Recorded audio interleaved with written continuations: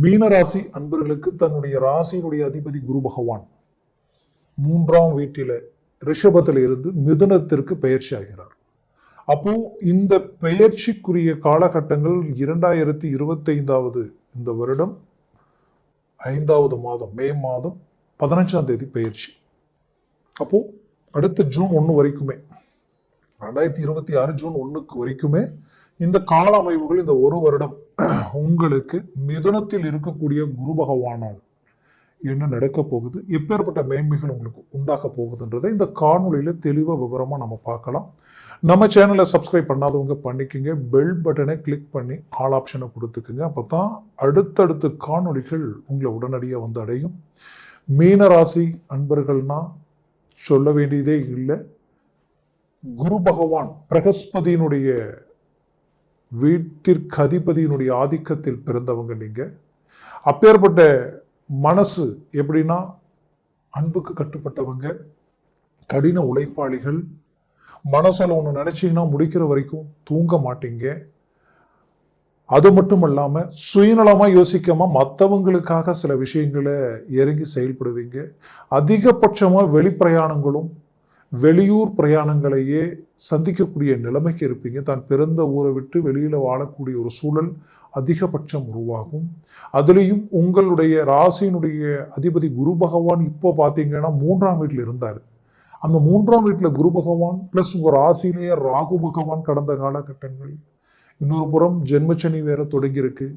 எப்படி எல்லாமே நமக்கு அர்த்தாஷ்ட குருவா இப்போ போய் உட்காராரு, இதனால ஏதாவது பிரச்சனைகள் இருக்கு அப்படின்னு நினைச்சு ஒரு வருத்தம் உங்களுக்குள்ள இருந்தாலும் அந்த வருத்தத்திற்கு எதிர்மறைவான சில நல்ல விஷயங்கள் இருக்கு. அதை உங்களுக்கு நான் பகிர்ந்துக்கிறேன். அதை சார்ந்து உங்களுடைய இலக்கை நீங்க பயணம் பண்ணால் அது உங்களுக்கு நல்ல மேன்மைகள் அளிக்கும். தயவு செய்து ஃபர்ஸ்ட் உங்களுக்கு ஒன்று சொல்லிடுறேன். 7 சனி நடக்குது, ஜென்மச்சனியை இருக்குது. இது பெரும் பாதிப்புல நம்ம கொடுத்துருமோனா அப்படி கிடையாது. முதல்ல நீங்க செய்ய வேண்டிய ஒரு விஷயம், சனிக்கிழமை தோறும் அசைவம் சாப்பிடாம காலையில் எந்திரிச்சு மனசார தெய்வத்துக்கு குளிச்சுக்கிட்டு தெய்வத்திற்கு, குறிப்பா விநாயகர் கோயில் அருகாமையில் இருந்தா அங்க போங்க.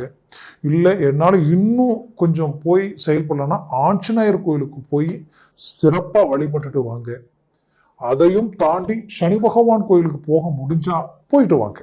இதுல எதையாவது ஒண்ணு செய்யுங்க. உங்களுடைய வாழ்க்கையில் இருக்கக்கூடிய மன உளைச்சலும் சரி, உங்களை நெருங்கி வரக்கூடிய பிரச்சனைகளும் விலகி போகக்கூடிய சூழலும் உண்டாக்கிடும். இது முறையா இந்த 7 சனினால நீங்க இதை செய்தே தீரணும். அடுத்தது 7 சனினாலேயே கெட்டதா அப்படின்னா நீங்க நல்லா வாட்ச் பண்ணி பாருங்க.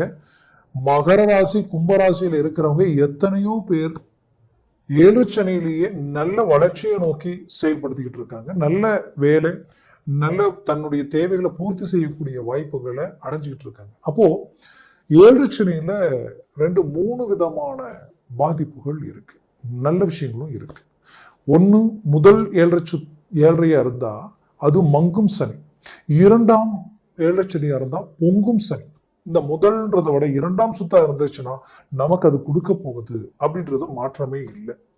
பட் அதையும் தாண்டி சிலருக்கு 2ஆம் சுத்து இருந்து நான் கஷ்டப்பட்டு இருக்கேன்னா கண்டிப்பா உங்க ஜாதகத்தை நீங்க பார்த்துக்கோங்க. ஏன்னா உங்க திசா புத்திகள் எப்படி இருக்கு, இந்த சனி பகவான் மீனத்துல எத்தனை பரல்களோடு இருக்கிறாருன்றதை செக் பண்ணிக்கிட்டு, இது அவசியம். இல்லை ஏற்கனவே அவர் மீனத்துல இல்லை கும்பத்துல எத்தனை பரலோடு இருந்தாரு, கடந்த விரைய சனியில எவ்வளோ நமக்கு பாதிப்புல கொடுத்துட்டாருன்றதை பொறுத்து நீங்க அதை ஃபில்டர் பண்ணி எடுத்துக்கோங்க. அப்போ ஒரு 7 சனியில சில வகைகள் இருக்கு. ஒருவேளை இந்த சனி பகவான் உங்களுடைய லக்னம்ன்றது ஒன்று இருக்கும். இப்போ இன்னைக்கு உங்களுக்கு மீன ராசின்னு வச்சுக்கோங்க. அடுத்தது உங்களுடைய லக்னம் மகர லக்னமா இருந்துருச்சுன்னு வச்சுக்குவேன், ஃபர்ஸ்ட் கிளாஸ் இருக்கும். பெரிய லெவல்ல உங்களுக்கு சனி பகவான் யோகியா இருப்பார், யோகத்தை கொடுக்கிறவரா. அவர் யோகியா அவயோகியான்றது உங்க ஜாதகத்துல போய் பாருங்க. அப்போ ஒரு யோகியா இருந்துட்டாருன்னா அவர் தான் உங்களுக்கு கொடுக்கிறவர். அதனால ஜனன ஜாதகத்தை பொறுத்து சில விஷயங்கள் மாறும். அதனால 7 சனியை கண்டு அஞ்ச வேண்டிய அவசியம் இல்லை. இதே சனி நமக்கு கொடுக்கிற சனியாகவும் இருக்கும். அது உங்க ஜாதகத்தை பார்த்தால் அது தெரியும். அடுத்தது இதே இந்த 7 சனியை கண்டு நீங்க அஞ்ச வேண்டிய அவசியம் இல்லைன்னு நான் சொன்னதுக்கு இன்னொன்னு காரணம் இருக்கு. ஏன்னா இத்தனை நாளா ராகு உங்களுடைய ஜென்மத்துல இருந்து கேது 7ல் இருந்து உங்களுக்கு இனம் புரியாத மன உளைச்சல். அதற்கு முன்னாடி குடும்பஸ்தானத்துல ராகு இருந்து 8ஆம் வீட்டுல கேது இருந்தார். அப்போ கடந்த 3 வருஷமும் உங்களுடைய நிலை உங்களை மாதிரி இருந்தவங்களும் இல்லை, உங்களை மாதிரி இருக்கிறவங்களும் இல்லைன்ற அளவுக்கு நிறைய பாதிப்புகளை சந்திச்சுட்டீங்க. இனம் புரியாத மன உளைச்சலுக்கு ஆளாயிட்டீங்க. எவ்வளவு எஃபர்ட் போட்டு ஒரு விஷயத்த செஞ்சாலும் 99% ஒர்க் அவுட் ஆகும், கடைசி 1% அது டிராப் ஆயிடும். அதனால மீது 99 போல்ட் ஆகிற நிலைமைக்கு ஆளாயிடுவீங்க. அப்போ எது எடுத்தாலும் டிராப் ஆகுது, எது எடுத்தாலும் டவுன் ஆகுதுன்னு பாத்தீங்கன்னா அதற்கு காரணம் இந்த ராகு கேது பிளஸ் இந்த குரு பகவானும் பாத்தீங்கன்னா உங்களுக்கு கடந்த காலகட்டங்களில் ஜென்ம குரு 2ஆம் பாவத்துக்கு வந்தார். அப்போ ராகுவோடு அவர் இணைஞ்சிருந்தார். அப்போ அவரால் நல்லது செய்ய முடியல. இப்போ 3ஆம் பாவத்துக்கு வந்ததுல இருந்து மன பயம், ஏதோ ஒரு மன அழுத்தம், இனம் புரியாத குழப்பங்கள், உங்களுக்கு வேண்டியவங்க உங்களுக்கு துரோகம் செய்யக்கூடிய நிலை, உங்களை சார்ந்தவங்களே உங்க விரல் உங்க கண்ட குத்தனா எப்படி இருக்குமோ இந்த நிலை, இப்படி நிறைய பிரச்சனைகளை கடந்து வந்துகிட்டே இருக்கிறீங்க. அப்போ இது ஒரு புறம்னாலும் மறுபுறத்துல வாழ்வாதாரம் பாதிக்கப்படக்கூடிய அளவுக்கு குடுக்கல் வாங்கல் நெருக்கடிகள் பண ரீதியில உங்களுக்கு உருவாயிட்டு இருக்கு. இத்தனை நாளா எவ்வளவு பர்ஃபெக்டா மேனேஜ்மெண்ட் பண்ணீங்களோ இப்ப அதுக்கு மேனேஜ்மெண்ட் பண்ண முடியாத நிலைமைக்கு ஆளாயிடுமோ, ஒரு செஞ்ச தொழிலை விட்டு வேலைக்கே போயிடலாமான்ற அளவுக்கு பாதிப்புகள். ஏன்னா நீங்க பாட்டுக்கு ஒரு வேலை செஞ்சுட்டு இருந்திருப்பீங்க, உங்களுக்கு இது செஞ்சா நல்லா இருக்கு, அது செஞ்சா நல்லா இருக்கும். இன்னைக்கு நீங்க ஒரு தொழில இறங்கி அதை எடுத்து இதுல போட்டு, இதை எடுத்து அதுல போட்டு, இப்போ அன்னைக்கு ஆரம்பிக்கும் போது எல்லாரும் நான் இருக்கிறேன் உங்களோட வந்து நின்னவங்க இன்னைக்கு அப்படியே சரிவுகள் அடைய அடைய நஷ்டங்களை சந்திக்க சந்திக்க சந்திக்க அப்படியே ஒவ்வொருத்தரும் உங்களை விட்டு விலைக்கு போய் இன்னைக்கு நீங்க மட்டும் தான் நிக்கிறீங்க. இப்போ மொத்த பிரச்சனையும் நீங்க மட்டும் தான் சந்திக்கிற நிலைமைக்கு ஆளாயிட்டீங்க. இப்போ கடன் மேல கடன், இதை விட்டு எப்படி வெளியில வர்றதுன்னு தெரியல, அடுத்த கட்டத்தை எதை நோக்கி பயணம் பண்றதுன்னு தெரியல, அந்த லெவலுக்கு மன உளைச்சல். அப்ப இது எல்லாத்துக்கும் ஒரு தீர்வுகள் கிடைக்குமானா கிடைக்கும். எப்படி கிடைக்கும்னா 6ஆம் வீட்டில, அதாவது உங்களுடைய ராசிக்கு 6ஆம் வீட்டில இப்ப ராகு கேது பயிற்சி ஆக போகுது அடுத்த 3 நாட்களில். அப்போ இதெல்லாம் உங்களுக்கு பாசிட்டிவ், கவலையே வேண்டாம். அந்த ராகு கேது பயிற்சி பத்தி அடுத்த காணொலியில் உங்களுக்கு இன்னும் தெளிவா சொல்றேன். அப்போ 6ஆம் வீடு இந்த இடத்துல பலம் பெறும் பொழுதும் அடுத்தது உங்களுக்கு 12ஆம் பாவத்துக்கு ராகு வந்துருவாரு. இப்போ 4ஆம் வீட்டுல குரு பகவான் இருக்கிறார். அப்போ குரு பார்வை எங்கெங்க விழுது, உங்களுடைய அஷ்டமஸ்தானத்துல விழுது. அடுத்தது அந்த குரு பார்வை உங்களுடைய 10ஆம் தொழில் சம்பந்தப்பட்ட வீட்டுல விழுது. அடுத்தது அவரது பார்வை டைரக்டா உங்களுடைய 12ஆம் பாவத்துல விழுது. அப்போ 6ஆம் இடம் பலம் பெறும் பொழுது அந்த இடம் எது, கடன் சார்ந்த விஷயமும், நோய் சார்ந்த விஷயமும், எதிரிகள் சார்ந்த விஷயமும். அப்போ இந்த 3 இடத்துல ஃபர்ஸ்ட் கடன் சார்ந்த விஷயத்துக்கு தீர்வுகள் கிடைக்கக்கூடிய வாய்ப்புகள் உங்களுக்கு பெருந்தடும். அப்போ கடன் பிரச்சனைகளை தீர்க்க போறீங்க. ஏதோ ஒரு விதத்துல தீரத்துக்கு உண்டான வழி பிறக்க போகுது இந்த வருடம். அதுலயும் குறிப்பா சொல்லணும்னா உங்களுக்கு நீங்க கேட்ட லோன், நீங்க கேட்ட கடன் டக்குன்னு கை கொடுக்கும். அதுல இருந்து படிப்படியா உங்களுடைய தொழில் வளர்ச்சி பெறக்கூடிய, ஏன்னா 10ஆம் வீட்டை குரு பார்க்கறாரு இல்லையா, தொழில் ஹை லெவல்ல growth கிடைக்கும். நல்ல வளர்ச்சி பாதையை நோக்கி பயணம் பண்ண போறீங்க, பெரிய இலக்கை அடைய போறீங்க, சாதிக்க போறீங்க. அதுல எந்த மாற்றமும் இல்லை. அப்போ வேலையிலையும் மாற்றங்கள் பிறக்க போகுது. வேலையில் இருக்கிறவங்களுக்கு நிறைய மன உளைச்சல், நிறைய நெருக்கடிகள் எல்லாம் இருந்திருக்கும், அதெல்லாம் சரியாயிடும். நீங்க பிடிச்ச மாதிரி அடுத்தடுத்துன்னு போவீங்க. கடந்த காலகட்டங்கள் உங்களுக்கு பின்னாடி வந்தவங்க அவங்களுக்கு ப்ரொமோஷன் கிடைச்சிருக்கும், நீங்க கஷ்டப்பட்டுட்டு இருந்திருப்பீங்க. ஆனா உண்மையான உழைப்பு உங்களதா தான் இருக்கும்.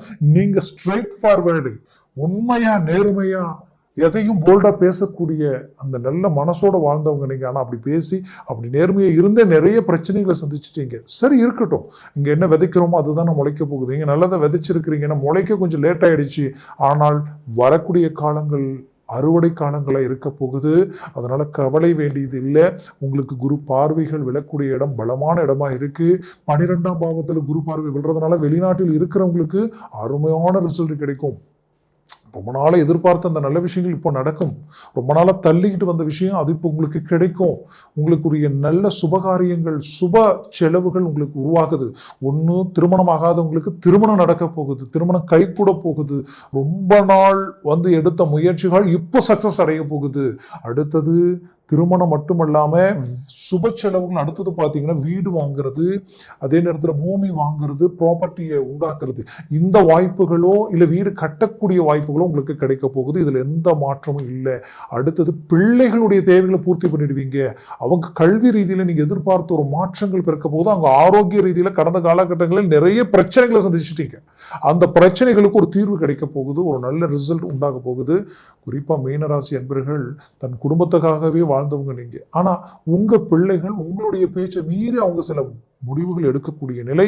அதை எப்படி சரி செய்யறதுன்னு தெரியல. எங்க அந்தஸ்து மரியாதை கௌரவத்துக்கு பங்கம் வந்துருமோன்ற ஒரு பயம் பதட்டம் உங்களுக்குள்ள இருந்தாலும் அதற்குரிய தீர்வுகளை சரி செய்யக்கூடிய ஒரு நேரமா இது இருக்க போகுது. கவலைப்படாதீங்க. 100% சக்சஸ்க்குரிய ஒரு காலமா இது இருக்க போகுது. குறிப்பா சொல்லணும்னா உங்களுடைய வாழ்க்கையில நீங்க கொடுத்த பணமும் சரி, நீங்க கொடுக்க வேண்டிய பணமும் சரி, கரெக்டான ரீதியில் உங்களை வந்து அடையும். நீங்க கொடுக்க போறீங்க, ரிலீஃப் பார்க்க போறீங்க. அதே போல ஆரோக்கிய ரீதியில் இருக்கக்கூடிய பிரச்சனைகள் சரியாக போகுது. பேக் பெயின்ல இருந்து உங்களுக்கு வயிறு சம்பந்தப்பட்ட ரீதியில் இருக்கக்கூடிய பிரச்சனைகள் வரைக்குமே சரியாக போகுது. அதுலேயும் குறிப்பாக சொல்லணும்னா எதிரிகள் உங்களை விட்டு விலகி உங்களுடைய பாதையில எந்த தடையும் இல்லாமல் அடுத்தடுத்து முயற்சிகள் உங்களுக்கு பலன் அளிக்கும். ஆனாலும் சனி பகவான் ஜென்மத்தில் இருக்கிறதுனால நீங்க வண்டி வாகனங்கள் ஓட்டும் பொழுதும் பயணம் செய்யும் பொழுதும் சற்று எச்சரிக்கையுடன் இருங்க.